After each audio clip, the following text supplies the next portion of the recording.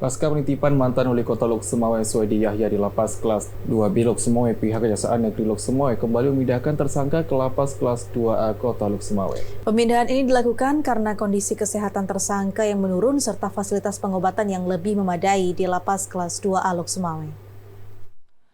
Penyidik Kejaksaan Negeri Lok Sumawwe melakukan penahanan terhadap mantan Wali Kota Lok Sumawwe, Suwaidi Yahya, karena diduga terlibat dalam kasus korupsi dana pengelolaan RS Arun. Penahanan sebelumnya dilakukan di Lapas Kelas 2B Lok Sukun, Aceh Utara. Namun, karena faktor kesehatan dan fasilitas yang kurang memadai, tim penyidik Kejaksaan kembali melakukan pemindahan Suwaidi Yahya ke Lapas Kelas 2A Kota Lok Sumawwe. Proses pemindahan juga dilakukan dengan pengawalan ketat dari polisi.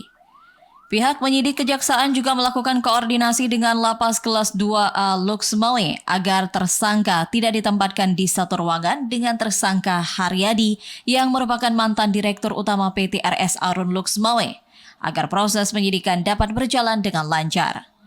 Kasih Pidana Khusus Kejaksaan Negeri Lok Sumawwe Saifuddin mengatakan proses pemindahan dilakukan setelah adanya beberapa pertimbangan. Salah satunya, faktor kesehatan dan fasilitas pengobatan yang lebih memadai di Lapas Kelas 2A Lok Sumawwe. Saifuddin menambahkan, dari hasil koordinasi, pihak Lapas menjamin penahanan kedua tersangka tidak ditempatkan dalam satu ruangan bersamaan. Saat ini pihak penyidik sedang melakukan evaluasi terkait dengan rencana pemindahan dan juga penempatan kedua tersangka nantinya.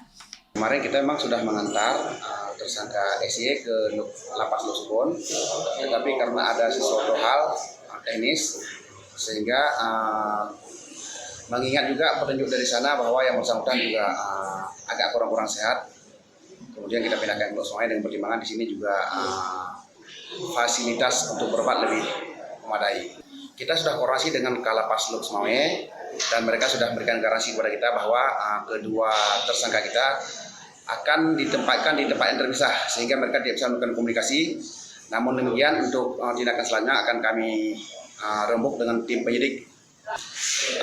Tergantung perkembangan penyidikan, namun tidak untuk kemungkinan kami juga akan melakukan penyidikan terhadap aset beliau.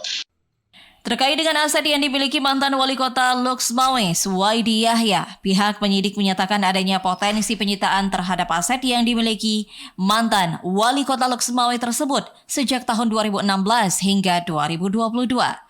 Penyitaan ini juga dilakukan sebagai kelengkapan dan barang bukti perkara.